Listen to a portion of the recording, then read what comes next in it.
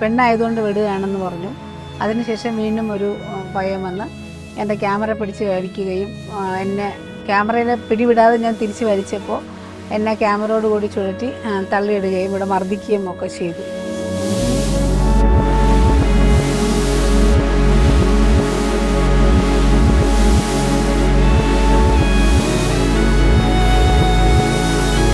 ആ നിസ്സഹായ അവസ്ഥയിൽ ഒന്നും തിരിച്ച് ചെയ്യാൻ പറ്റാത്തതിൻ്റെ സങ്കടം ആണ് എൻ്റെ ഉള്ളിൽ നിന്ന് ഇങ്ങനെ തികട്ടി വരികയും ഒരു സെക്കൻഡ് ഞാനിങ്ങനെ ഒന്ന് കരഞ്ഞു. പിന്നെ ഞാൻ വീണ്ടും അത് വിട്ടിട്ട് ഞാൻ എൻ്റെ ഷൂട്ടിലേക്ക് തുടരുകയും ചെയ്തു. ശിവൻകുട്ടി MLA അന്ന് അദ്ദേഹം ഇത് ഡെസ്കിൻ്റെ പുറത്തേക്ക് കയറാനുണ്ടായ സാഹചര്യം ദൃക്സാക്ഷികളാണ്. സത്യത്തിൽ ഇതിൻ്റെയൊക്കെ യാഥാർത്ഥ്യം മറ്റൊന്നാണ്. ഞാൻ വാപ്പിച്ച് മരിച്ച് 10 ദിവസം കഴിഞ്ഞിട്ടേ ഉള്ളൂ. ഞാൻ ആകെ മെൻ്റലി ഡൗൺ ആണ്. അപ്പം ചേട്ടൻ എന്നോട് ഷാദില ഓക്കെ അല്ലെന്ന് വെച്ചാൽ ഞാൻ ഓക്കെ ഉണ്ട് കേട്ടോ, കുഴപ്പമില്ല, ഞാൻ വരാമെന്ന് പറഞ്ഞ് ഞങ്ങൾ ഷൂട്ടിന് പോകുന്നു. 3 ദിവസമായി വെള്ളത്തിൽ കിടക്കുന്ന ശരീരം അത് പുറത്തെടുക്കുമ്പോൾ ശരീരം ആകെ വെള്ളം കുടിച്ച് വീർത്ത അവസ്ഥയിൽ. മിടുക്കുണ്ടെങ്കിൽ നമുക്ക് വിഷ്വൽസ് എടുത്ത് പോകാം. നമ്മുടെ ജോലി നമ്മളുടെ മിടുക്കിനെ ആശ്രയിച്ചിരിക്കും.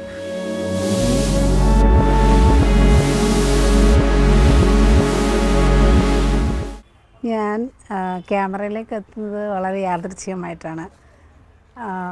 കൈരളിയിൽ ഞാൻ ജോലിക്ക് കയറുന്നത് DTP ഓപ്പറേറ്ററായിട്ടാണ്. അതിനുശേഷം വർഷങ്ങൾക്ക് ശേഷം DTP എന്ന സെക്ഷൻ ഒഴിവാക്കാൻ തുടങ്ങുന്ന സമയത്ത് കൈരളിയിൽ നിന്ന് ആ സെക്ഷനിലുള്ളവരെ മറ്റ് പല സെക്ഷനുകളിലേക്കും മാറ്റി പുനർനിയമിക്കാൻ വേണ്ടി തീരുമാനിച്ച സമയത്താണ് നമ്മുടെ കൈരളിയുടെ MD ശ്രീ ജോൺ ബ്രിട്ടാസ് എന്നോട് ക്യാമറയിലേക്ക് പോകാൻ പറയുന്നത്. ശരിക്കും പറഞ്ഞാൽ അതിന് മുമ്പ് ക്യാമറ എന്ന് പറയുന്നത് എന്നെ സംബന്ധിച്ചിടത്തോളം എനിക്ക് ക്യാമറ ഓൺ ചെയ്യാൻ പോലും അറിയില്ല.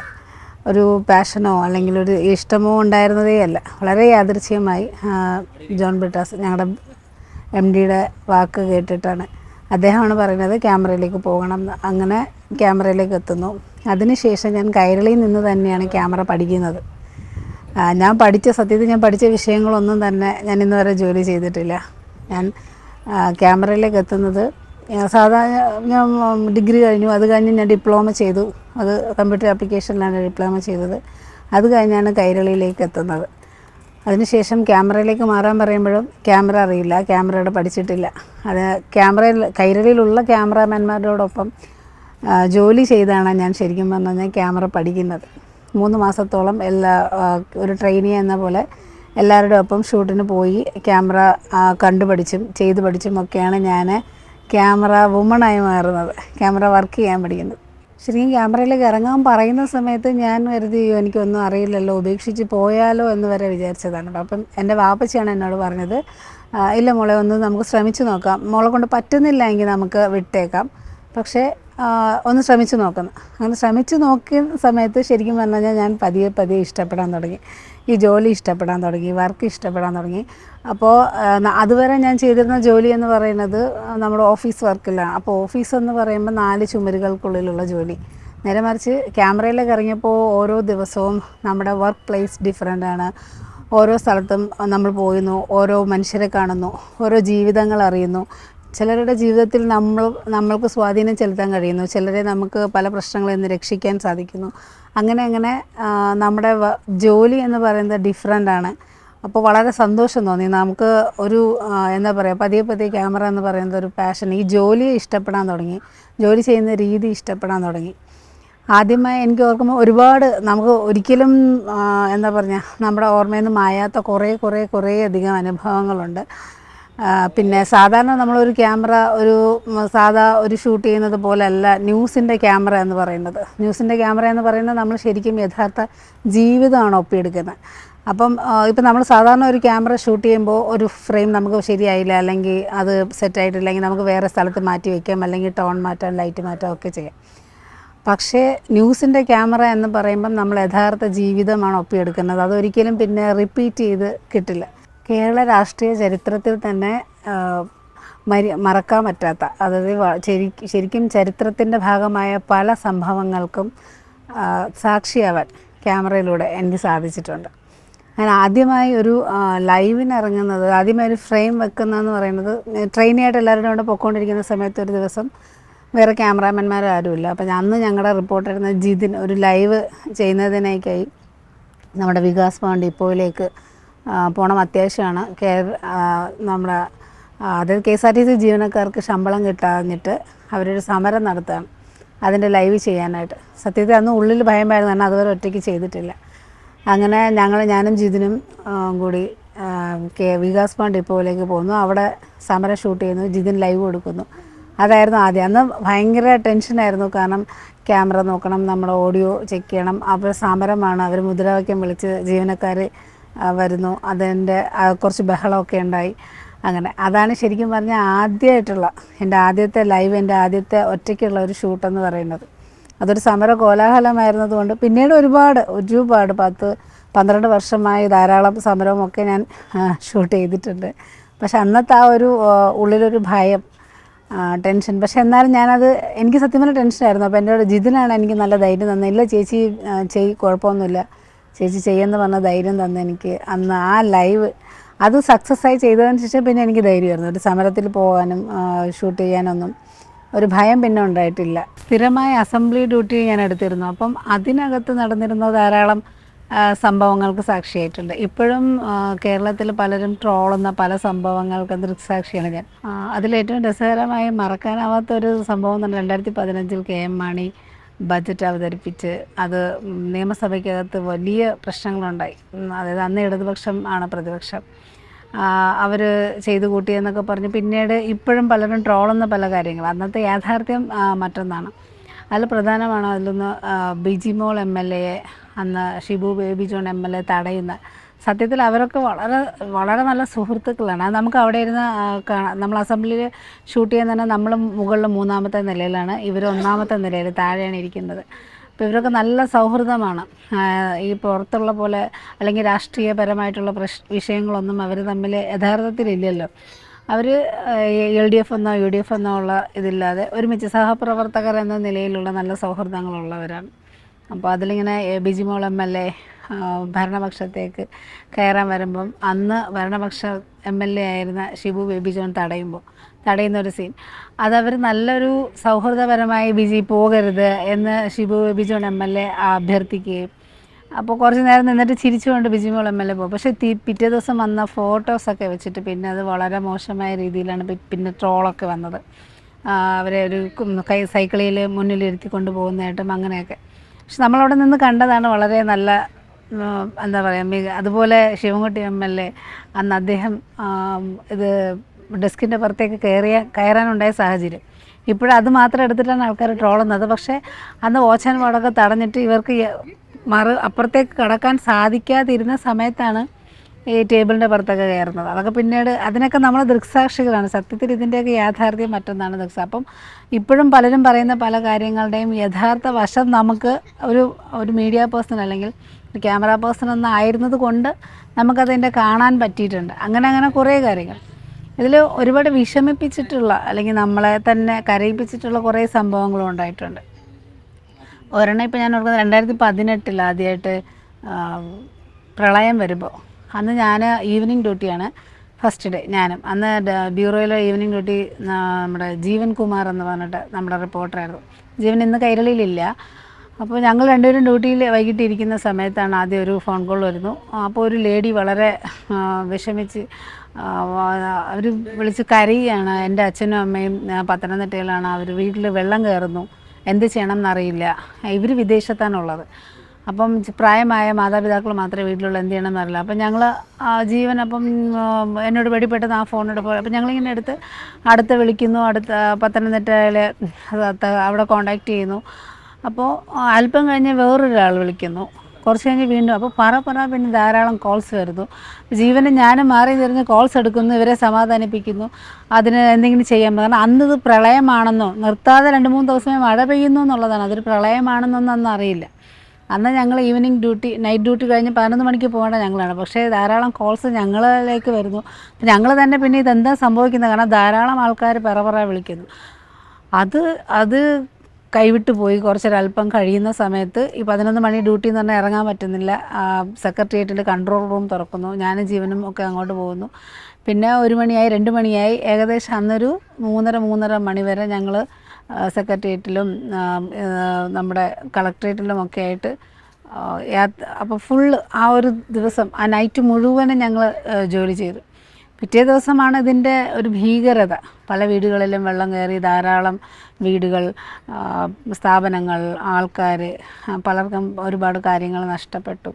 അങ്ങനെയുള്ള അത് അന്നത്തെ ദിവസം തന്നെ സത്യം പറഞ്ഞാൽ ആൾക്കാരുടെ നിലവിളിയൊക്കെ ഫോൺ വിളിച്ച് എടുക്കുമ്പോൾ ഉണ്ടായ അത് കേട്ടത്, അതിന് നമ്മൾ ആദ്യം ഇടപെട്ടെങ്കിലും പിന്നീട് അധികൃതർക്ക് തന്നെ ഇതെന്താണ് നടക്കുന്നതെന്നൊരല്പം കഴിഞ്ഞിട്ടാണ് പിന്നെ മനസ്സിലാകുന്നത്. അതൊരു അനുഭവം. അതുപോലെ ഓഖി എന്ന് പറയുന്നത് ശരിക്കും എനിക്കും ഭയങ്കരമായി വ്യക്തിപരമായും ഭയങ്കര വിഷമം ഉണ്ടാക്കിയിട്ടുള്ള ഒരു കാര്യമാണ്. കാരണം എൻ്റെ വാപ്പച്ചി മരിച്ച് 10ൻ്റെ ചടങ്ങ് കഴിഞ്ഞിട്ട് പിറ്റേ ദിവസം ഞാൻ ഡ്യൂട്ടിക്ക് കയറുമ്പം, തലേ ദിവസം രാത്രി നല്ല കാറ്റുണ്ടായിരുന്നു, ഇവിടെ നല്ല മഴയുണ്ടായിരുന്നു. പിറ്റേ ദിവസം ഞാൻ ഡ്യൂട്ടിക്ക് പോകുന്ന സമയത്ത് കടൽക്കര പോയി ശംഖുമുഖത്ത് പോയി ഒരു ലൈവ് ഉണ്ടെന്ന് പറഞ്ഞു. അന്നത്തെ ഞങ്ങളുടെ റിപ്പോർട്ടായിരുന്ന സുനിൽ അരുമാനൂർ ചേട്ടനാണ് എന്നെ വിളിച്ചിട്ട്, ഷാദില ഓക്കെ അല്ലേ, കാരണം ഞാൻ വാപ്പിച്ച് മരിച്ച് 10 ദിവസം കഴിഞ്ഞിട്ടേ ഉള്ളൂ, ഞാൻ ആകെ മെൻ്റലി ഡൗൺ ആണ്. അപ്പം ചേട്ടൻ എന്നോട് ഷാദില ഓക്കെ അല്ലേന്ന് വെച്ചാൽ ഞാൻ ഓക്കെ ഉണ്ട് കേട്ടോ, കുഴപ്പമില്ല, ഞാൻ വരാമെന്ന് പറഞ്ഞ് ഞങ്ങൾ ഷൂട്ടിന് പോകുന്നു. അവിടെ ചെല്ലുമ്പോൾ ഭയങ്കരമായ കാറ്റ്, കുറച്ച് കഴിഞ്ഞപ്പോൾ മഴ പെയ്യുന്നു. ലൈവ് കൊടുക്കാൻ വേണ്ടി ഞങ്ങൾ എടുത്ത് വെച്ച ഞങ്ങളുടെ ഒരു കുട ആദ്യം ഒടിഞ്ഞു പറന്നിട്ട്, രണ്ടാമത് വീണ്ടും അടുത്ത കുട എടുത്തു, ആ കുടയും ഒടിഞ്ഞു. കുറേ കഴിഞ്ഞപ്പം ഈ ശംഖുമുഖത്ത് പിറ്റേ ദിവസം രാഹുൽ ഗാന്ധിയുടെ ഒരു പരിപാടിക്കായിട്ട് അവിടെ സ്റ്റേജ് കെട്ടുന്നുണ്ടായിരുന്നു. ഈ സ്റ്റേജ് കെട്ടുന്നതിൻ്റെ അവിടെ കുറേ ബാരിക്കേഡൊക്കെ വെച്ചിരുന്നു. അതിലേക്കെല്ലാം ഞങ്ങൾ നിന്ന് ഏകദേശം ഒരു 11 മണിയോടുകൂടി, ഞങ്ങൾ രാവിലെ 11 മണിയോടുകൂടി പോയി. ഉച്ച കഴിഞ്ഞപ്പോഴേക്കും ഈ ഭാഗത്തെല്ലാം വെള്ളം കയറി. അപ്പം കടൽ ജലം എടുത്തു. അവിടെ ഇരുന്ന ബോക്സൊക്കെ, അവിടെ നിർമ്മാണ തൊഴിലാളികളെല്ലാം അവസാനം അവരുടെ സാധനങ്ങളെല്ലാം എടുത്തുകൊണ്ട് ഓടി രക്ഷപ്പെടുകയാണ് ചെയ്തത്. പിന്നീടാണത് അത് ഓക്കെയായി, അത് ഓക്കെയാണെന്നുള്ള പേരൊക്കെ വന്ന് പിറ്റേ ദിവസം, അതിൻ്റെ അടുത്ത ദിവസവും ഞങ്ങൾ അടുത്ത പൂന്തുറ എന്ന് പറയുന്ന സ്ഥലത്ത് പോകുന്നു. ഓരോ സ്ഥലങ്ങളിലേക്ക്, അടിമലത്തുറ, അങ്ങനെ നമ്മുടെ തിരുവനന്തപുരത്തെ തീരപ്രദേശങ്ങളിലെ പലയിടത്തേക്കും പല വീടുകളിലേക്കും പോയി. അപ്പം 100 ചില്ലുവാനം ആൾക്കാർ, നമ്മുടെ ഓരോ ദിവസവും നമ്മൾ ഓരോ വീട്ടിൽ പോകുമ്പോഴത്തേന് മൃതദേഹങ്ങളാണ് കാണുന്നത്. ഞാനാണെങ്കിൽ ഓൾറെഡി എൻ്റെ വാപ്പച്ചി മരിച്ചതിൻ്റെ ആ ഒരു ഷോക്കിൽ നിന്ന് മാറിയിട്ടില്ല. ആ ദിവസങ്ങളിൽ പോകുമ്പോൾ സത്യത്തിൽ ആ വീട്ടുകാർ അവർ അവർ എന്താ പറയുക, ഭർത്താവ് നഷ്ടപ്പെട്ടവർ, അല്ലെങ്കിൽ അച്ഛനെ നഷ്ടപ്പെട്ട കുഞ്ഞുങ്ങൾ, മക്കളെ നഷ്ടപ്പെട്ട, മകനെ നഷ്ടപ്പെട്ട അമ്മമാർ, ഇവരുടെയൊക്കെ കരച്ചിലേക്കുമ്പോൾ നമ്മളാകെ ഓൾറെഡി നമ്മൾ തകർന്ന നിലയിലാണ്. ഇതും കൂടെ കഴിഞ്ഞപ്പോൾ നമുക്ക് ഒട്ടും, അത് എനിക്ക് സത്യം പറഞ്ഞാൽ ആ ഓഖിയുടെ ആ ദിവസങ്ങളൊന്നും എനിക്ക് മറക്കാൻ പറ്റില്ല. ഇപ്പോഴും എനിക്ക് ആലോചിക്കുമ്പോൾ ഭയങ്കര സങ്കടം ഉണ്ടാക്കുന്നത്. കാരണം പല ദിവസങ്ങൾ ചില വീടുകളിൽ ചെല്ലുമ്പോൾ ഒരുപാട് ദിവസം പഴക്കം ചെന്ന മൃതദേഹങ്ങളാണ് അവിടെ കിട്ടിയിട്ടുള്ളത്. അതിൻ്റെ ഒരു ഇത് നമുക്കത് എന്താ പറയുക, ഇപ്പോഴും ഓർക്കാൻ കൂടി എനിക്ക് ഇഷ്ടപ്പെടാത്ത ഒരു ഇതാണ് ഓഖി ആ ദിവസങ്ങൾ. സത്യം ഇപ്പോഴത് പറയുമ്പോൾ ഞാൻ ഇമോഷണലാവും. ഒരിക്കലും മറക്കാൻ പറ്റാത്തൊരു ദിവസം എന്ന് പറയുന്നത് അടിമലത്തുറ എന്ന് പറയുന്ന തിരുവനന്തപുരത്തെ ഒരു തീരപ്രദേശത്തെ ഒരു വീട്ടിൽ ഷൂട്ടിന് പോയതാണ്. അടുത്തടുത്ത വീടുകളിലെല്ലാം മരണം സംഭവിച്ചിട്ടുണ്ടായിരുന്നു. അതിൽ ഒരുപാട് ദിവസം പഴകിയതിന് ശേഷം ശരീരം കെട്ടുകയും പിന്നീട് ബോഡി തിരിച്ചറിയാൻ പറ്റാത്ത തരത്തിലായി. DNA ടെസ്റ്റിലൂടെയാണ് അവർക്ക് ബോഡിയൊക്കെ തിരിച്ചു കിട്ടിയത്. അപ്പോൾ അത് ആ വീട്ടിൽ ചെല്ലുമ്പം ചെറുപ്പക്കാരിയായ ഒരു ഭാര്യ, അദ്ദേഹത്തിൻ്റെ ഭാര്യയും വളരെ ചെറിയ 3 കുഞ്ഞുങ്ങളും, ചെറിയ പ്രായ വ്യത്യാസങ്ങൾ മാത്രമുള്ള തീരെ ചെറിയ കുഞ്ഞുങ്ങളും. അപ്പോൾ ഇവരെല്ലാം വാവിട്ട് നിലവിളിക്കുകയാണ്. പക്ഷേ ആ കുഞ്ഞുങ്ങൾ ഇതൊന്നും അറിയാതെ ഓടി നടക്കണം. അപ്പോൾ അത് കണ്ട ആ ദിവസം എന്ന് പറഞ്ഞാൽ നമുക്കൊന്നും ചെയ്യാൻ പറ്റുന്നില്ല. അവരുടെ സങ്കടം ആ ദിവസങ്ങൾ ഒരു പ്രദേശം, ഒരു സ്ഥലം, ഒരു വീട് മാത്രം, ഒരു പ്രദേശം മുഴുവനും, എല്ലാ വീടും മരണ വീട്, അവരുടെ സങ്കടങ്ങൾ ആ ഒരു ദിവസം ഓർക്കാൻ പറ്റാത്ത. ഇതല്ലാതെ തന്നെ ഓക്കെ അല്ലാതെ തന്നെ കേരളത്തിൽ ആ സമയത്തുണ്ടായ ഒരുപാട് പ്രശ്നങ്ങൾ, അതല്ലെങ്കിൽ ചില ഈ ഏറ്റവും എനിക്ക് വിഷമം തോന്നിയിട്ടുള്ളത് ചില അപകടങ്ങളോ അല്ലെങ്കിൽ കൂട്ട ആത്മഹത്യയൊക്കെ ചെയ്തിട്ട് നമ്മൾ അതിൻ്റെ വിഷ്വലെടുക്കാൻ പോകുമ്പോഴത്തേന് കുഞ്ഞുങ്ങളുടെ മൃതശരീരം കാണുമ്പോൾ ഭയങ്കര വിഷമം തോന്നിയിട്ടുണ്ട്. ഭയങ്കര വിഷമം എന്ന് പറഞ്ഞാൽ ചെറിയ ആ ഒരു പെട്ടി, അത് കാണുമ്പോൾ തന്നെ നമ്മൾ മാനസികമായി തകർന്നു പോകും. പക്ഷെ നമ്മുടെ ജോലി ഇതാണ്. അത് എന്താ പറയുക, ചില കാര്യങ്ങൾ നമ്മളെ വേട്ടയിടാറുണ്ട്. ഇപ്പം വിഴിഞ്ഞത്തൊരു സ്ഥലത്ത് ഒരു കിണർ വൃത്തിയാക്കുന്ന ഇറങ്ങിയ 3 തൊഴിലാളികൾ മണ്ണിടിഞ്ഞ് വീണു. അതിൽ ആദ്യത്തെ തൊഴിലാളീനെ ആദ്യം രക്ഷപ്പെടുത്തി, രണ്ടാമത്തെ തൊഴിലാളിയെ മരിച്ചു, അയാളുടെ ശരീരം പുറത്തെടുത്തു. 3ാമത്തെ തൊഴിലാളി മണ്ണിനടിയിലായപ്പോൾ എടുത്തില്ല. അപ്പോൾ എല്ലാ ദിവസവും രാവിലെയും നൈറ്റും എല്ലാം ക്യാമറാമാൻമാർ മാറിയും തിരിഞ്ഞ് ഷൂട്ടിന് നിൽക്കുകയാണ്. കാരണം 3ാമത്തെ ദിവസം ഞാൻ രാവിലെ ഡ്യൂട്ടിക്ക് പോകുമ്പം അപ്പോൾ 3 ദിവസമായി പോലീസ്, ഫയർഫോഴ്സ് എല്ലാവരും കൂടി ചേർന്ന് അയാളുടെ ബോഡി പുറത്തെടുക്കാൻ ശ്രമിക്കുകയാണ്. 3-ാമത്തെ ദിവസം ഞാൻ ചെല്ലുമ്പം ഞാൻ വിചാരിക്കണ ഇന്നും കഴിഞ്ഞ ദിവസങ്ങളെ പോലെ തന്നെ പോകുന്നത്. പക്ഷേ രാവിലെ ഒരു 10-11 മണിയായ സമയത്ത് അദ്ദേഹത്തിൻ്റെ ശരീരം പുറത്തെടുക്കുമ്പോഴുള്ള അവസ്ഥ 3 ദിവസമായി വെള്ളത്തിൽ കിടക്കുന്ന ശരീരം അത് പുറത്തെടുക്കുമ്പോൾ ശരീരം ആകെ വെള്ളം കുടിച്ച് വീർത്ത അവസ്ഥയിലായിരുന്നു. പിന്നെ സ്കിന്നൊക്കെ പോയിട്ട് അത് നമുക്ക് എന്താ പറയുക, നമുക്ക് ഇന്ന് എനിക്ക് ഓർക്കുമ്പോൾ ആ ഒരാഴ്ചയോളം ശരിക്കും പറഞ്ഞാൽ ഞാൻ ഭക്ഷണം കഴിച്ചിട്ടില്ല. ആ സംഭവത്തിന് ശേഷം ആ ശരീരത്തിൽ നിന്ന് ശരീരം പുറത്തെടുക്കുമ്പോൾ മാംസകഷ്ണങ്ങൾ ഇളകി വീഴുന്നുണ്ടായിരുന്നു. പക്ഷെ നമ്മുടെ ഒരു പ്രൊഫഷൻ എന്നുള്ള നിലയിൽ നമ്മൾ ഓടിപ്പോയി വിഷ്വൽസ് എടുത്തു. അത് സംപ്രേഷണം ചെയ്യുന്നതിനൊക്കെ പരിമിതിയുണ്ട്, എന്നാലും നമ്മൾ ആ സമയത്ത് വിഷ്വൽ എടുക്കും, കാരണം നമ്മുടെ ജോലി അതാണ്, നമ്മൾ എടുക്കുന്നു. പക്ഷെ പിന്നീട് മാസങ്ങളോളം എനിക്ക് മാംസ ഭക്ഷണം കഴിക്കാൻ പറ്റില്ലായിരുന്നു. കാരണം എനിക്കതിങ്ങനെ മാംസം എടുക്കുമ്പോൾ അത് ശരിക്കും പറഞ്ഞാൽ ആ വിഷ്വലും ആ സമയത്ത് അവിടെ ഉണ്ടായിരുന്ന ഒരു രൂക്ഷമായൊരു ഗന്ധവും എല്ലാം എന്നെ ഇങ്ങനെ അലോസരപ്പെടുത്തുമായിരുന്നു. അങ്ങനെ കുറേ അനുഭവങ്ങൾ ഈ ജോലിയിലുണ്ടായിട്ടുണ്ട്. 2014 സെപ്റ്റംബർ 12-ാം തീയതിയാണ് ഞാൻ ക്യാമറയിലേക്ക് എത്തുന്നത്. അന്ന് ഇതിപ്പം ഇത്ര വർഷമായി, 12 വർഷത്തോളമാകുന്നു. പക്ഷേ ഇപ്പോഴും പെൺകുട്ടികൾ ഈ ഫീൽഡിലേക്ക് ധാരാളം എത്തിയിട്ടില്ല. ഇപ്പോഴും ഞാൻ ജോലി ചെയ്യുന്നത് മുഴുവനും പുരുഷന്മാരാണ് ഒപ്പം ഉള്ളത്. അതുകൊണ്ട് എനിക്ക് ബുദ്ധിമുട്ടുകളോ പ്രയാസങ്ങളോ അങ്ങനെ ഒന്നും തന്നെ ഉണ്ടായിട്ടില്ല. പക്ഷേ എങ്കിലും പെൺകുട്ടികൾ കൂടുതലായി ഫീൽഡിലേക്ക് എത്തണം എന്നാണ് എൻ്റെ ഒരു ആഗ്രഹം. ധാരാളം കുട്ടികൾ ഇത് പഠിക്കുന്നുണ്ട്, പക്ഷേ ഇതിലേക്ക് എത്തുന്നില്ല. ന്യൂസിലേക്ക് അല്ലെങ്കിൽ 1-2 പേര് ഇടയ്ക്കൊക്കെ വന്ന് ജോലി ചെയ്തു, പക്ഷെ അവരതുപോലെ തിരിച്ചു പോയി. ഇതിൻ്റെ യഥാർത്ഥ റീസൺ എന്ന് പറയുന്നത് എന്താ പറയുക, എല്ലാ ജോലിക്കും ഉണ്ട് റിസ്ക്. പക്ഷേ നമ്മുടെ ഈ ജോലിക്ക് ഒരു 2 സ്റ്റെപ്പ് റിസ്ക് കൂടുതലാണ്. അതുകൊണ്ടായിരിക്കാം പലരും പേഴ്സണൽ വിഷയങ്ങൾ വെച്ചിട്ടാണ് നിർത്തിയിട്ടൊക്കെ പോയിട്ടുള്ളത്. എനിക്ക് മുൻപും ആൾക്കാരുണ്ടായിരുന്നു, പക്ഷെ ഞാൻ എത്തുമ്പോൾ ആരും തന്നെ ഫീൽഡിൽ ഇല്ല. ഇപ്പോൾ 12 വർഷമായി ഞാൻ തനിച്ചാണ്. പക്ഷേ എന്താണെന്നോ, ഈ നമ്മുടെ കൂടെ ജോലി ചെയ്യുന്ന എല്ലാവരും പുരുഷന്മാരാണ്. അവരെല്ലാവിധ സപ്പോർട്ടും നമുക്ക് തരുന്നുണ്ട്, ഹെൽപ്പ് ചെയ്യുന്നുണ്ട്. പക്ഷേ ഈ പ്രൊഫഷനിലേക്ക് വരുന്നവർ ചിന്തിക്കേണ്ട ഒരു കാര്യം, ഒരിക്കലും നമുക്കൊരു സംവരണം ലഭിക്കുമെന്നോ അല്ലെങ്കിൽ എവിടെയെങ്കിലും പോയി ജോലി ചെയ്യുമ്പം എന്നാ നീ ജോലി ചെയ്തു അല്ലെങ്കിൽ നീ നിന്ന് വിഷ്വലെടുത്തു എന്നൊരു സ്പേസ് നമുക്ക് ഉണ്ടാക്കി തരുമെന്നോ അങ്ങനെയൊന്നും പ്രതീക്ഷിക്കരുത്. കയ്യൂക്കുള്ളവൻ കാര്യക്കാരൻ എന്നുള്ള പോലെ നമുക്ക് മിടുക്കുണ്ടെങ്കിൽ നമുക്ക് വിഷ്വൽസ് എടുത്ത് പോകാം. നമ്മുടെ ജോലി നമ്മളുടെ മിടുക്കിനെ ആശ്രയിച്ചിരിക്കും. അപ്പോൾ അതുകൊണ്ട് തന്നെ ഇപ്പോൾ പലരും നിർത്തിയിട്ട് പോയ പലരും ഫാമിലി ലൈഫ് അല്ലെങ്കിൽ പ്രഗ്നൻ്റ് ആയതിനെ തുടർന്ന് പ്രസവം, കുഞ്ഞുങ്ങളെ നോക്കാൻ ആളില്ല, അങ്ങനെയൊക്കെയുള്ള വിഷയങ്ങൾ കൊണ്ടിട്ടാണ് പോയത്. അല്ലാതെ ജോലി ചെയ്യാനുള്ള എന്താ പറയുക, ജോലി ചെയ്യാനുള്ള അറ്റ്മോസ്ഫിയർ നമുക്ക് എപ്പോഴും ഉണ്ട്.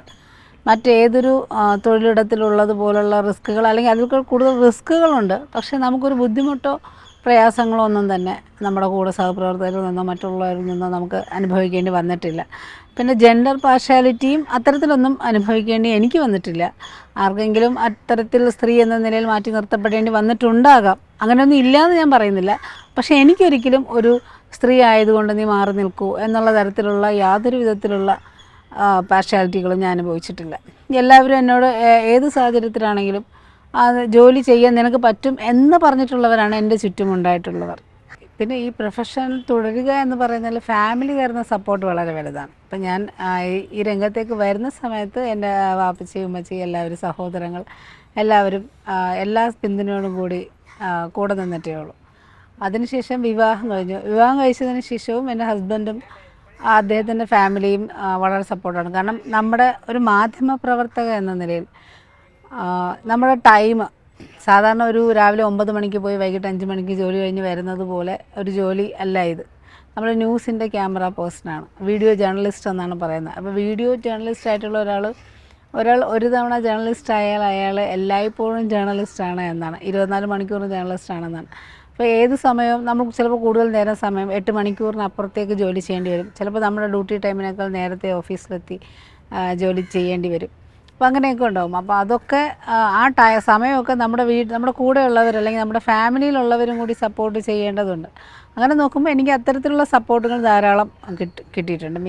ഞാൻ ക്യാമറയിലേക്ക് എത്തുന്ന സമയത്ത് എൻ്റെ ബാബച്ചിയൊക്കെ ഒരു സമയം പ്രതീക്ഷിക്കുന്ന ഒരു സമയം കഴിഞ്ഞിട്ട് ഇറങ്ങുമ്പം എന്നോട് വിളിക്കും, മോളെ ലേറ്റ് ആവുമല്ലോ അല്ലേ, അതായത് ഞാൻ അപ്പോൾ കഴിഞ്ഞിട്ടില്ല എന്ന് പറയും. തിരിച്ച് വിവാഹം കഴിഞ്ഞതിന് ശേഷം ഹസ്ബൻഡാണെങ്കിലും അതെ അറിയാം 8 മണിക്കൂർ എന്നുള്ളതല്ല, അപ്പം എത്താനുള്ളൊരു സമയം ആകുന്നൊരു സമയത്ത് ഞാൻ തന്നെ ചിലപ്പോൾ അങ്ങോട്ട് വിളിച്ചിട്ട് ഞാൻ ഇറങ്ങിയിട്ടില്ല, വേറെ ഷൂട്ടുണ്ട്. അപ്പോൾ പിന്നെ ഓക്കെ, അത് പ്രശ്നമല്ല. അപ്പം ചില സമയങ്ങളിൽ ഞാൻ എക്സ്ട്രാ ഒരു കൂടുതൽ നേരം നിൽക്കുമ്പോൾ ഞാൻ ടയേർഡായപ്പോൾ എൻ്റെ ഭർത്താവ് സമാധാനിപ്പിക്കാറുണ്ട്. അതിൻ്റെ ജോലി ഇങ്ങനെയല്ലേ, പോട്ടെ കുഴപ്പമില്ല, നിന്ന് ചെയ്യുക എന്ന് പറയും. അപ്പോൾ ചിലപ്പം പലർക്കും പറ്റാത്തതും അതായിരിക്കാം, ഫാമിലി എന്നുള്ള, അല്ലെങ്കിൽ നമ്മുടെ കൂടുതൽ സമയം ഫാമിലിയോടൊപ്പം സ്പെൻഡ് ചെയ്യാൻ നമ്മൾ മാറ്റി വെച്ചിരിക്കുന്ന സമയമൊക്കെ ചിലപ്പം ഈ പ്രൊഫഷന് വേണ്ടി നമ്മൾ ചിലവാക്കേണ്ടി വരും. എൻ്റെ ഒരു ആഗ്രഹം പെൺകുട്ടികൾ ധാരാളം വരണം എന്നാണ്. ഇപ്പോൾ നമ്മളൊരു സ്ഥലത്ത് ഷൂട്ട് ചെയ്യാൻ പോകുന്ന സമയത്ത് ഒരു 10 ക്യാമറാമാൻമാർ നിൽക്കും, അല്ലെങ്കിൽ 15 ക്യാമറാമാൻമാർ നിൽക്കുമ്പം നമ്മളൊരു സ്ത്രീയും ബാക്കി മുഴുവൻ പുരുഷന്മാരെന്നതിലേക്ക് ഉപരി നമ്മുടെ വലത് സൈഡിലും ഇടത് സൈഡിലും ഫ്രണ്ടിലും ബാക്കിലും ഒക്കെ പെൺകുട്ടികൾ ക്യാമറ പേഴ്സൺസായിട്ട് നിൽക്കുന്ന ഒരു മനോഹരമായൊരു സ്വപ്നം എനിക്കുണ്ട്. പക്ഷേ അത് എത്രത്തോളം ഏത് കാലത്ത് നടപ്പിലാവുമെന്നൊന്നും അറിയില്ല. കാരണം ധാരാളം ഇപ്പം മിക്കവാറും ഉള്ളിടത്ത് ജേർണലിസം കോഴ്സിൽ ക്യാമറ ഉണ്ട്. പല പെൺകുട്ടികളും പാഷൻ്റെ പുറത്തും ഇത് പഠിച്ച് പുറത്തിറങ്ങുന്നുണ്ട്. അവരൊക്കെ ന്യൂസിൻ്റെയൊക്കെ ഭാഗമായി വരണം, അല്ലെങ്കിൽ ന്യൂസ് ചാനലുകളുടെയും ഭാഗമായി എത്തണം. വലിയ ദൂരമില്ലാതെ അത് സാധിക്കുമെന്ന് തന്നെയാണ് എനിക്ക് തോന്നുന്നത്. നമ്മുടെ ഫാമിലി സപ്പോർട്ട് ഈ ഫീൽഡിൽ സത്യം പറഞ്ഞാൽ വളരെ അത്യാവശ്യമായൊരു കാര്യമാണ്. കാരണം നമ്മൾ പലപ്പോഴും സമയം നോക്കാതെ രാത്രിയെന്നില്ല പകലെന്നില്ലാതെയൊക്കെ നമ്മൾ ജോലി ചെയ്യും. അപ്പം അങ്ങനെ നമ്മളെ സപ്പോർട്ട് ചെയ്യാൻ നമ്മുടെ ഫാമിലിക്ക് നമ്മുടെ ജോലി അല്ലെങ്കിൽ നമ്മുടെ ജോലിയുടെ രീതി എന്താണെന്ന് മനസ്സിലായില്ല എങ്കിൽ ഇവിടെ നിൽക്കാൻ നമുക്കൊരു പ്രയാസം തന്നെയായിരിക്കും. അങ്ങനെ നോക്കുമ്പം എനിക്കെല്ലാ സപ്പോർട്ടും ഫാമിലി ലൈഫിലുണ്ട്. പ്രത്യേകിച്ച് എൻ്റെ ഹസ്ബൻഡ് ഇപ്പം എൻ്റെ ജീവിതത്തിൽ എന്നെ സപ്പോർട്ട് ചെയ്യുന്ന ഏറ്റവും പ്രധാനി എൻ്റെ ഭർത്താവാണ്. ചാരു മജുംദാർ ആണ് എൻ്റെ ഭർത്താവ്, ജീവിത പങ്കാളി. മറക്കാനാവാത്ത മറ്റൊരനുഭവം എന്ന് പറയുന്നത് ശബരിമല വിഷയം നിന്നിരുന്ന കാലത്തെ ഷൂട്ട്. ആ സമയത്തുള്ള കുറേ അനുഭവങ്ങളുണ്ട്. അതിൽ പ്രധാനമെന്ന് പറയുന്നത് 2019 ജനുവരി 2-ാം തീയതി ജീവിതത്തിലുണ്ടായൊരു സംഭവമാണ്. അന്നെന്ന് പറയുന്നത് അന്നാണ് ശബരിമലയിൽ ആദ്യമായി സ്ത്രീ പ്രവേശനം നടക്കുന്നത്. 2 സ്ത്രീകൾ ശബരിമലയിൽ പ്രവേശിക്കുന്നു. അതിനെ തുടർന്ന് അന്ന് BJP സെക്രട്ടേറിയറ്റിന് മുന്നിൽ സമരം കിടക്കുന്നൊരു കാലഘട്ടമായിരുന്നു. അപ്പോൾ ഓരോ ദിവസവും ഓരോ നേതാക്കന്മാർ കുറച്ച് ദിവസം സമരം കിടക്കുന്നു. അങ്ങനെ അന്ന് സ്ത്രീകൾ ശബരിമലയിൽ പ്രവേശിക്കുന്നു. അതിനെ തുടർന്ന് ഒരു ബൈറ്റ് എടുക്കാൻ വേണ്ടിയിട്ട്, അവരുടെ പ്രതികരണം ആരായാൻ വേണ്ടിയിട്ട് ഞങ്ങൾ കുറച്ച് മാധ്യമപ്രവർത്തകർ അവിടെ എത്തുന്നു. സെക്രട്ടേറിയറ്റിന് മുന്നിൽ എത്തുമ്പോൾ അവർ പറഞ്ഞു, അന്നേരം ഒരു 9:30-10 മണിക്കകത്തേ ആവുന്നുള്ളൂ, അത് മുതിർന്ന നേതാക്കന്മാരോട് സംസാരിച്ചിട്ട് പറയാമെന്നാണ് അന്ന് അവിടെ സമരം കിടന്നിരുന്നവർ പറഞ്ഞത്. അങ്ങനെ ഞങ്ങളവിടെ വെയിറ്റ് ചെയ്യുന്നു. പിന്നെ പറഞ്ഞൊരു 11 മണിയാകുമ്പോൾ അവരുടെ ഒരു പ്രതിഷേധ മാർച്ച് അവിടെ ഉണ്ടാകും എന്ന് പറയുന്നു. ഞങ്ങൾ വെയിറ്റ് ചെയ്തു. ഒരു 12 മണി അടുപ്പിച്ചായപ്പോൾ കുറേ ആൾക്കാർ എന്ന് പറഞ്ഞാൽ BJP പ്രവർത്തകർ, സംഘപരിവാർ പ്രവർത്തകർ, ഭയങ്കര എന്താ പറയുക, വളരെ പ്രശ്നം ഉണ്ടായിക്കൊണ്ട് ചുറ്റും ഇരിക്കുന്ന റോഡിൻ്റെ 2 സൈഡിലും ഇരിക്കുന്ന എല്ലാ ഫ്ലെക്സും അടിച്ച് തകർത്ത്, കാണുന്നതൊക്കെ അടിച്ച് പൊട്ടിച്ച് മുന്നോട്ട് വന്നുകൊണ്ടിരിക്കുന്നു. അത് ഷൂട്ട് ചെയ്യാൻ ശ്രമിക്കുമ്പോൾ ഞങ്ങൾ മാധ്യമപ്രവർത്തകരെ മർദ്ദിക്കുന്നു. ആദ്യം ഒരു മാധ്യമപ്രവർത്തകനെ മർദ്ദിക്കുന്നത് കണ്ടിട്ട് അത് ഷൂട്ട് ചെയ്യാൻ ശ്രമിക്കുമ്പം എന്നെ ഒരാൾ മർദ്ദിക്കാൻ വന്നു. അവിടെ നിന്ന് മാറി വീണ്ടും സെക്രട്ടേറിയറ്റിൻ്റെ മുന്നിലേക്ക് എത്തി. മുഖ്യമന്ത്രി പിണറായി വിജയൻ്റെ ഉൾപ്പെടെയുള്ള ഫ്ലെക്സുകളെല്ലാം തകർത്ത് തരിപ്പണമാക്കുന്നു. അത് ഷൂട്ട് ചെയ്യുന്ന സമയത്ത് ആദ്യം ഒരാൾ വന്നു ചീത്ത വിളിച്ചു, പെണ്ണായതുകൊണ്ട് വിടുകയാണെന്ന് പറഞ്ഞു. അതിനുശേഷം വീണ്ടും ഒരു പയ്യൻ വന്ന് എൻ്റെ ക്യാമറ പിടിച്ച് വലിക്കുകയും എന്നെ ക്യാമറയുടെ പിടിവിടാതെ ഞാൻ തിരിച്ച് വലിച്ചപ്പോൾ എന്നെ ക്യാമറയോട് കൂടി ചുഴറ്റി തള്ളിയിടുകയും ഇവിടെ മർദ്ദിക്കുകയും ഒക്കെ ചെയ്തു. അപ്പോൾ അത് നമ്മുടെ അന്ന് മീഡിയ വണ്ണിലെ ക്യാമറ മാനായിരുന്ന നമ്മുടെ അംജത്താണ് ഞാൻ തറയിൽ വീഴാതെ രക്ഷിച്ചത്. അന്ന് നമ്മുടെ കൂടെ ഉണ്ടായിരുന്ന ക്യാമറ അസിസ്റ്റൻറ്റ് ഗോകുലിനെ ഗോകുലിൻ്റെ കയ്യിൽ നിന്ന് മൈക്ക് പിടിച്ച് വാങ്ങിച്ചു, തറയിൽ അടിച്ചു പൊട്ടിച്ചു. ഗോകുലിനെ അവർ 2 കൈയും പുറകിലേക്ക് പിടിച്ച് കെട്ടി നെഞ്ചിലൊക്കെ ഇടിച്ചു മർദ്ദിച്ചു. അത് ആ ദിവസം അപ്പോൾ തന്നെ ഓഫീസിലേക്ക് വിളിച്ചറിയിക്കുന്നു. കുറച്ച് കഴിഞ്ഞിട്ട് ക്യാമറ വർക്ക് ചെയ്യാൻ പറ്റാത്ത അവസ്ഥയായി. അവർ നമ്മുടെ ക്യാമറയൊക്കെ മർദ്ദിച്ചു. പക്ഷേ ആ ദിവസം അങ്ങനെ ഓഫീസിലേക്ക് അപ്പോൾ തന്നെ തിരിച്ചു പോകാൻ പറഞ്ഞു. 2 മണിയുടെ ലൈവിന് ഇതുപോലെ ഇങ്ങനെ ഒരു ആക്രമണം നേരിട്ടു എന്നുള്ള രീതിയിൽ എന്നെ സ്റ്റുഡിയോയിലേക്ക് ഇരുത്തി നമ്മൾ സംപ്രേഷണമൊക്കെ ചെയ്തു. എനിക്കുണ്ടായ അനുഭവങ്ങളെല്ലാം പറയുന്നു. അതിനുശേഷം എനിക്ക് വീണ്ടും കഴുത്ത് നല്ല പെയിൻ ആയതിനെ തുടർന്ന് ഓഫീസിൽ നിന്ന് തിരിച്ച് വീട്ടിലേക്ക് പോയിക്കോണം പറഞ്ഞു. ഞാൻ വീട്ടിലേക്ക് പോയി. അങ്ങനെ വളരെ ക്ഷീണിതയായി കിടന്നു. രാവിലെ ആയപ്പോൾ എനിക്കൊരു കോൾ വരുന്നുണ്ട്. കോൾ വന്നതെന്ന് പറഞ്ഞാൽ അന്ന് മാതൃഭൂമിയിലെ ക്യാമറാമാനായിരുന്ന കിരൺ KP അവനന്ന് ശബരിമല ഡ്യൂട്ടിയിലാണ്. നീലയ്ക്കൽ എന്ന് പറയുന്ന സ്ഥലത്ത് നിന്നിട്ട് അവൻ എന്നെ വിളിച്ചിട്ട് പറഞ്ഞു, അയ്യേ നിനക്ക് ഇങ്ങനെ, ആദ്യം അവൻ എന്നെ കളിയാക്കുകയാണ്, അയ്യേ നീ കരഞ്ഞു ഇന്നലെ അടി കിട്ടിയെന്നൊക്കെ. അപ്പം ഞാൻ ചോദിച്ചു, നീ എങ്ങനെ അറിഞ്ഞു അത്? അതൊക്കെ ഉണ്ട്, പത്രത്തിലുണ്ട്. അപ്പോൾ മാതൃഭൂമി പത്രത്തിലൊരു ഫോട്ടോ വന്നു എന്ന് പറഞ്ഞു. അപ്പോൾ ഞാൻ അവിടെ ചോദിച്ചു, നിനക്ക് അവിടെ നിൽക്കുന്ന നിനക്കിത് കിട്ടിയോയെന്ന് ചോദിച്ചു. എനിക്ക് കിട്ടിയെന്ന് പറഞ്ഞു. അന്നേരം ഞാൻ അവനോട് ചോദിച്ചു, അത് ഏത് എഡിഷനാണ്? അപ്പോൾ അവൻ പറഞ്ഞു കോട്ടയം എഡിഷനാണ്. അന്നേരം എനിക്ക് മനസ്സിലായി, ഈ ഫോട്ടോ എല്ലാ എഡിഷനിലും, കേരളത്തിലെ എല്ലാ എഡിഷനിലും കയറിയിട്ടുണ്ടെന്ന്. എൻ്റെ തിരുവനന്തപുരത്ത് സംഭവങ്ങൾ എന്നുള്ള നിലയിൽ തിരുവനന്തപുരം എഡിഷനിൽ മാത്രം കയറേണ്ടിയിരുന്നതെന്ന്. കോട്ടയം എഡിഷൻ പത്രം കണ്ട അവൻ എന്നെ വിളിച്ചെങ്കിൽ അയ്യോ കേരളത്തിൽ. അപ്പോൾ അവൻ എനിക്ക് ഫോട്ടോ അയച്ചു തന്നു. അപ്പോൾ ഞാൻ കരഞ്ഞുകൊണ്ടിരിക്കുന്നൊരു ഫോട്ടോ, എനിക്ക് ഭയങ്കര നാണം തോന്നി, അയ്യോ കരഞ്ഞുകൊണ്ടിരിക്കുന്നൊരു ഫോട്ടോ. സത്യത്തിൽ ഞാൻ ഓവറായിട്ടൊന്നും കരഞ്ഞിട്ടില്ല, ഒരു സെക്കൻഡ് ഇങ്ങനെ സങ്കടം വന്നു. കാരണം നമ്മൾ നിസ്സഹാരായി നിൽക്കുകയാണ്. നമ്മളെ കുറേ ആൾക്കാർ 10-100 പേര് ചേർന്ന് ഒരു 8-10 മാധ്യമപ്രവർത്തകരെ വളഞ്ഞിട്ട് ആക്രമിക്കുന്നു. നമുക്കൊന്നും തിരിച്ച് ചെയ്യാൻ പറ്റുന്നില്ല. എന്താ പറയുക, നമ്മളുടെ ആയുധം എന്ന് പറയുന്നത് ക്യാമറയാണ്. നമ്മൾ അതുപയോഗിച്ച് ഷൂട്ട് ചെയ്യാൻ നോക്കുന്നു, അവരവരുടെ കയ്യിലുള്ള ആയുധങ്ങൾ ഉപയോഗിച്ച് നമ്മളെ മർദ്ദിക്കുന്നു. അപ്പോൾ ആ നിസ്സഹായ അവസ്ഥയിൽ ഒന്നും തിരിച്ച് ചെയ്യാൻ പറ്റാത്തതിൻ്റെ സങ്കടം ആണ് എൻ്റെ ഉള്ളിൽ നിന്ന് ഇങ്ങനെ തികട്ടി വരികയും, ഒരു സെക്കൻഡ് ഞാനിങ്ങനെ ഒന്ന് കരഞ്ഞു. പിന്നെ ഞാൻ വീണ്ടും അത് വിട്ടിട്ട് ഞാൻ എൻ്റെ ഷൂട്ടിലേക്ക് തുടരുകയും ചെയ്തത്. അപ്പോൾ ആ ഫോട്ടോയാണ് പിറ്റേ ദിവസത്തെ പത്രത്തിൽ വന്നത്. അപ്പോൾ കിരൺ വെച്ചതിന് ശേഷം ഞാൻ വീണ്ടും എനിക്കൊരു കോൾ വരുന്നു, അടുത്തൊരു കോൾ വരുന്നു. അപ്പോൾ ഞാനിങ്ങനെ വീട്ടിൽ എൻ്റെ ഫോട്ടോ പത്രത്തിൽ വന്നെന്ന് പറയുന്നത് കേട്ടോ. ആരെങ്കിലും, അപ്പോൾ അന്ന് ഞങ്ങളുടെ വീട്ടിൽ മാതൃഭൂമി അല്ല വരുന്നത്. അപ്പോൾ ഞാനൊരു മാതൃഭൂമി പത്രം എവിടെയെങ്കിലും വാങ്ങണം കേട്ടോ എന്ന് പറഞ്ഞു. അപ്പോൾ എനിക്ക് കഴുത്തനക്കാൻ വേദന, ഞാൻ വീണ്ടും കിടക്കുകയാണ്. പിന്നെ ഞാൻ നോക്കുമ്പോൾ നിരന്തരമായ കോള്, അന്നത്തെ മന്ത്രിമാരുൾപ്പെടെ എന്നെ വിളിച്ചു എല്ലാവരും. അതിലെനിക്ക് ഏറ്റവും എനിക്ക് ഫീൽ ചെയ്തത് അന്നത്തെ കൃഷിമന്ത്രിയായിരുന്ന സുനിൽകുമാർ സർ വിളിച്ചിട്ട് പറഞ്ഞത്, ഹലോ ഞാൻ സുനിൽകുമാറാണ്, മിനിസ്റ്ററാണെന്നൊക്കെ പറഞ്ഞു. അപ്പം അദ്ദേഹം പറഞ്ഞു, അപ്പം നമ്മുടെ ഓഫീസിൽ സുനിലേട്ടൻ ബി സുനിൽ, അദ്ദേഹമാണ് ആദ്യം എന്നെ വിളിച്ച് പറയുന്നത്, മന്ത്രി നിൻ്റെ നമ്പർ വാങ്ങിയിട്ടുണ്ട്, ഇപ്പോൾ വിളിക്കുമെന്ന്. അപ്പോൾ അദ്ദേഹം വിളിച്ചിട്ടുണ്ട്, മോളെ ഞാൻ പത്രത്തിൽ ഫോട്ടോ കണ്ടു, സത്യം പറഞ്ഞാൽ കണ്ടപ്പോൾ ഭയങ്കര സങ്കടം തോന്നിയെന്ന് പറഞ്ഞു. അപ്പോൾ എനിക്ക് അന്നേരം ഒരു മന്ത്രി എന്നെ വിളിച്ചിട്ട് പറഞ്ഞു ഫോട്ടോ കണ്ടപ്പോൾ സങ്കടം തോന്നിയപ്പോൾ എനിക്ക് മനസ്സിലായി ഈ ഫോട്ടോയ്ക്ക് വേറൊരു മാനമാണ്. എനിക്ക് ആ ഫോട്ടോ കണ്ടപ്പോൾ അയ്യോ കരഞ്ഞ് നാണക്കേട്, നാട്ടുകാർ ഞാൻ കരയുന്ന കണ്ടല്ലോ എന്നുള്ളൊരു സങ്കടം തോന്നിയപ്പോൾ മറ്റുള്ളവർക്ക് അത് വേറൊരു തലത്തിലുള്ളൊരു മാനം ആ ഫോട്ടോയ്ക്ക് കൈവന്നു എന്ന് അപ്പോൾ എനിക്ക് മനസ്സിലായി. പക്ഷെ പിന്നെ നിരന്തരമായ കോളുകൾ, ആ ഒരു ദിവസം എന്ന് പറയുന്നത് അപ്പോഴേക്കും 2019 ജനുവരി 3 ജനുവരി 3 പത്രത്തിലാണ് ഈ ഫോട്ടോ അച്ചടിച്ചിരുന്നത്. ഈ സംഭവം നടക്കുന്നത് ജനുവരി 2 2019 ജനുവരി 2. അപ്പോൾ അന്നത്തെ ആ ഫോട്ടോ പിന്നെ ഫേസ്ബുക്ക്, വാട്സപ്പ് എല്ലാ ആൾക്കാരും അത് DP ആക്കി. കുറേ പേര്, എന്നെ അറിഞ്ഞുകൂടാത്തവരും ഒരുപാട് ആൾക്കാർ എന്നെ വിളിച്ചു, സപ്പോർട്ടെന്ന് പറഞ്ഞു. അത് കണ്ടപ്പോൾ ഭയങ്കര സങ്കടം തോന്നിയെന്ന് പറഞ്ഞവരുണ്ട്, അഭിമാനം തോന്നിയവരെന്ന് പറഞ്ഞവരുണ്ട്. അത് കണ്ടപ്പോൾ ഭയങ്കര എന്താ പറയുക, ദേഷ്യം തോന്നി, മറ്റവരോട് എന്ന് പറഞ്ഞവരുണ്ട്. അപ്പം ആ ഒരു ദിവസം, ആ ഒരു ഫോട്ടോ ഒരു സ്വിച്ച് ഇട്ട പോലെ എൻ്റെ ലൈഫ് അങ്ങ് മാറുകയാണ് ചെയ്തത് ആ ദിവസത്തോടു കൂടി. അതുവരെ ഉണ്ടായിരുന്ന ഈ ജോലി ചെയ്യുമ്പോൾ ഉണ്ടായിരുന്ന ഒരു മാനമല്ല ആ പിറ്റേ ദിവസം മുതൽ ആ ജോലി ചെയ്യുമ്പോൾ. പിന്നെ ഒരാഴ്ചയോളം എനിക്ക് റെസ്റ്റ് എടുക്കേണ്ടി വന്നു. അന്ന് കഴുത്തിൻ്റെ ലിഗമെൻറ്റിന് ചെറിയ പ്രശ്നം വന്നിട്ട്, പിന്നെ അത് അന്ന് എന്നെ വിളിക്കുന്ന മുൻ MP ആയിരുന്ന ശ്രീ പന്ന്യൻ രവീന്ദ്രനാണ് എന്നെ വിളിച്ചിട്ട് ആശുപത്രിയിൽ പോയോ എന്ന് ചോദിച്ചു. അപ്പോൾ ഞാൻ പറഞ്ഞില്ല സാർ പോയിട്ടില്ല, ഇന്നലെ അടിയിട്ട് ഇന്നിങ്ങനെ കിടന്നുറങ്ങി എഴുന്നേറ്റിട്ടേ ഉള്ളൂ എന്ന് പറഞ്ഞപ്പോൾ അദ്ദേഹമാണ് പറഞ്ഞത് ഞാൻ വിളിച്ച് പറയാം, നമ്മുടെ ഒരു ഓർത്തോ ഡോക്ടർ അന്ന് ജനറൽ ഹോസ്പിറ്റലിലെ ഓർത്തോ ഹെഡിനെ അദ്ദേഹം വിളിച്ച് പറഞ്ഞിട്ട് അദ്ദേഹത്തിൻ്റെ നമ്പർ എനിക്ക് അയച്ചു തന്നിട്ട് പോകണം, ആശുപത്രിയിൽ പോകണം എന്ന് പറഞ്ഞു. അപ്പോൾ അതിന് പോയതിന് ശേഷമാണ് പിന്നെ എക്സ്റേ എടുത്തപ്പം ലിഗമെൻ്റ് പ്രശ്നമുണ്ടെന്ന് പറഞ്ഞിട്ട് കഴുത്തിൽ പിന്നെ കോളറൊക്കെ ഇട്ട്. അപ്പോൾ അങ്ങനെ പിന്നെ ആ ഒരു ദിവസം എന്ന് പറയുന്നത് ശരിക്കും എൻ്റെ ജീവിതം മാറ്റിമറിച്ചു എന്ന് തന്നെ പറയാം. അതിനുശേഷം പിന്നെ ഒരുപാട് ആൾക്കാർ വരുന്നു, കാണുന്നു. കാരണം അവരെല്ലാവരും എന്നെ കാണുമ്പോൾ ഓടി വന്നൊരു ഫോട്ടോ എടുക്കട്ടെ എന്നൊക്കെ ചോദിക്കുമ്പോൾ അവർ പറയുന്നത് ഞങ്ങൾക്ക് ഭയങ്കര വിഷമം തോന്നി, ഞാൻ അവരുടെ ഏറ്റവും പ്രിയപ്പെട്ട ഒരാളാണ് എന്നുള്ള ഒരു ഫീലിലാണ് അവർ സംസാരിക്കുന്നത്. മാത്രമല്ല അതോടുകൂടി ഞാൻ കൈരളിയുടെ ഒരു മുഖമായി മാറുകയും ചെയ്തു. കൈരളി ചാനലിൻ്റെ ആളാണ് ഞാൻ എന്നുള്ളൊരു ജനങ്ങളുടെ മനസ്സിലേക്ക് വരികയും ചെയ്തു. ഇപ്പോൾ ഒരുപാട് വർഷം കഴിഞ്ഞു, ഇപ്പോൾ 7 വർഷമായി.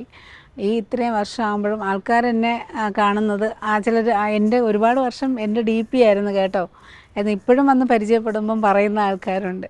അതൊക്കെ കേൾക്കുമ്പോൾ ഒരുപാട് സന്തോഷം. ശരിക്കും ഈ പ്രൊഫഷൻ അല്ലെങ്കിൽ കൈരളി എന്ന സ്ഥാപനമൊക്കെയാണ് എനിക്ക് ഈ ഒരു അവസരം തന്നത്. അത് ഞാൻ ജീവിതത്തിൽ ഒരിക്കലും മറക്കില്ല.